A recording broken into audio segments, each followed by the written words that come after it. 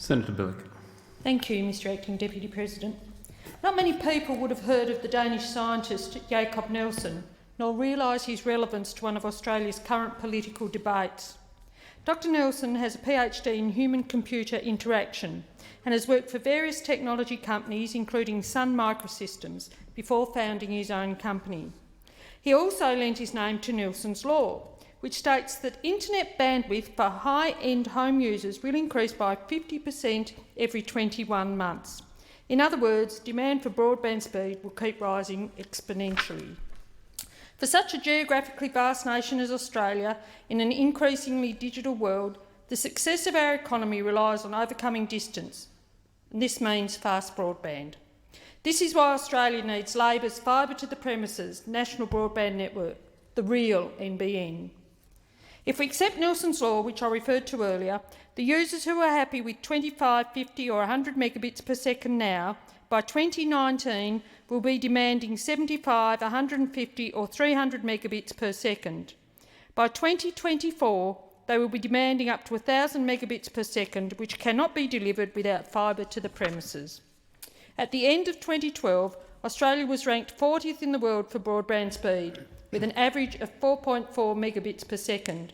Yet new broadband applications are emerging, applications in business, community and government services that demand faster and faster speeds. For example, businesses storing large volumes of data need higher bandwidth to back up regularly to off-site servers or cloud storage. A hospital delivering health services to several remote areas simultaneously via telemedicine will need enough bandwidth to stream several high-quality videos. Virtual classrooms require high bandwidth, not just to stream content from video conferencing, but also the content that is being shared among the students, which could also include high-definition video.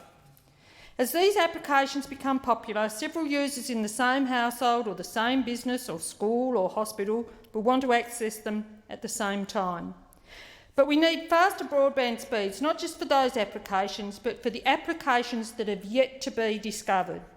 And this is why I think it's quite profound that when Mr Turnbull, as Shadow Communications Minister, said he could not imagine what anyone would need 100 megabits per second broadband connection for, the then Minister, Senator Conroy, pointed out that that was a failure of Mr Turnbull's imagination. There is another good reason why we need the full rollout of Labor NBN, and that's because the Coalition's policy is a shambles. We know that the Minister for Communications, Mr Turnbull, received 154 pages of secret advice shortly after the election, advice which was highly critical of their policy. Among the criticisms of the Coalition's fibre to the node network were the policy to build the NBN in 2 stages, delivering speeds of 25 megabits per second by 2016 and 15 megabits per second by 2019, will cost more and take longer. A minimum speed of 15 megabits per second cannot be guaranteed with copper anyway. A fibre to the node network will result in 30% less revenue, making it more difficult for NBN Co to raise debt financing. The cost of fixing Telstra's ageing copper network is unknown to NBN Co and even to Telstra. The cost of maintaining the network is estimated to be between $600 million and $900 million a year. And by the way, this cost was not even considered in the Coalition's pre-election costings. A managed lease agreement with Telstra for the copper network could create issues with the structural separation of Telstra, an important initiative if we are to achieve a truly competitive telecommunications industry, and a fibre to the node network will have to be upgraded in future by deploying fibre closer to end-user premises to meet demand for high speeds. This will result in higher capital costs in the future. This is the real strategic review of the NBN, rather than the published review that was produced by Mr Turnbull's hand-picked advisers so he could get the answers that he wanted to hear. The failed broadband policy the Coalition took to the last election, the 22nd in a series of failed policies, is now known to the Australian public as fraudband because of its sheer inadequacy in meeting Australia's future needs.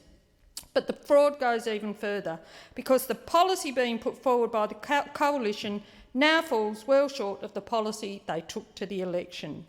First of all, the Minister has abandoned his promise to deliver minimum speeds of 25 megabits per second to every Australian through the NBN by 2016. In fact, despite claims by those opposite that they will deliver the NBN faster than Labor, under the Abbott government construction of the NBN has actually slowed down. In response to questions in the Senate Select Committee on the NBN in December last year, the CEO of NBN Co, Mr Ziggy Switkowski, confirmed that the rollout of the NBN would slow from 5,000 premises per week to 4,000 premises per week under the broadband model. There were repeated promises by the coalition to honour existing contracts when it came to the rollout of NBN. On August the 17th, the Communication Minister, Mr Turnbull, was quoted in Tasmania's Examiner newspaper as saying the alternative would be to breach them, the contracts, and that is, of course, we would not countenance. There is no doubt that thousands of Tasmanians voted federally for the Liberal Party in the mistaken belief that they would receive super-fast optic fibre to the premises broadband regardless of who won government.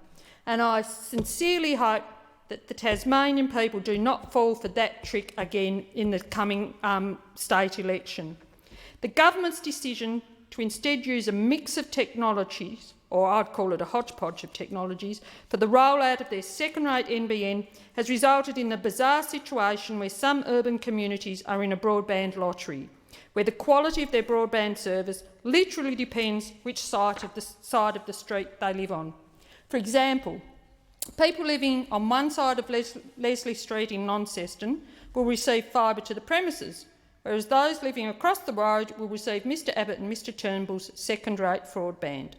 This means while the service on one side of the street, with peak speeds 100 megabits per second increasing to 1,000 and even more, their poor cousins across the road will be stuck on a paltry 25 megabits per second unless they want to shell out up to $5,000 for an optic fibre connection to their home.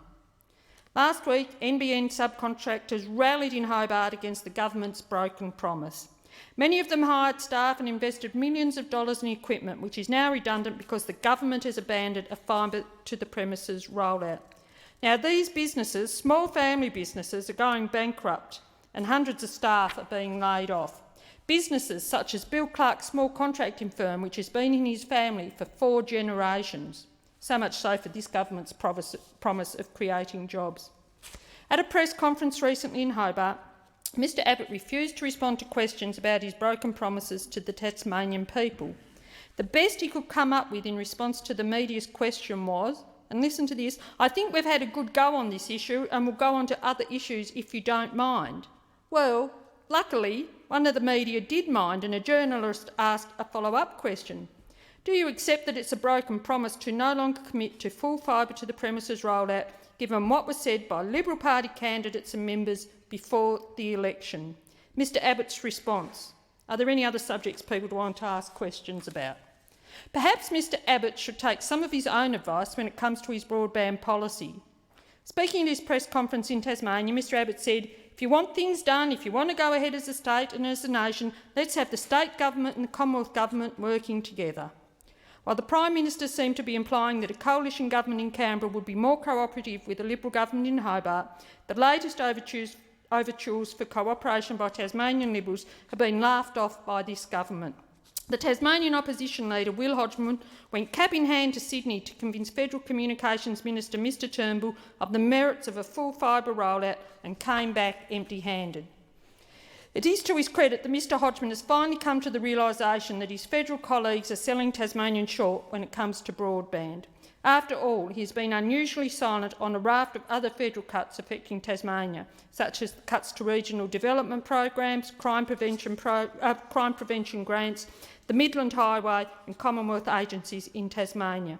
That's in addition to the money Mr Abbott is ripping from Tasmanian pockets by cutting the school kids bonus.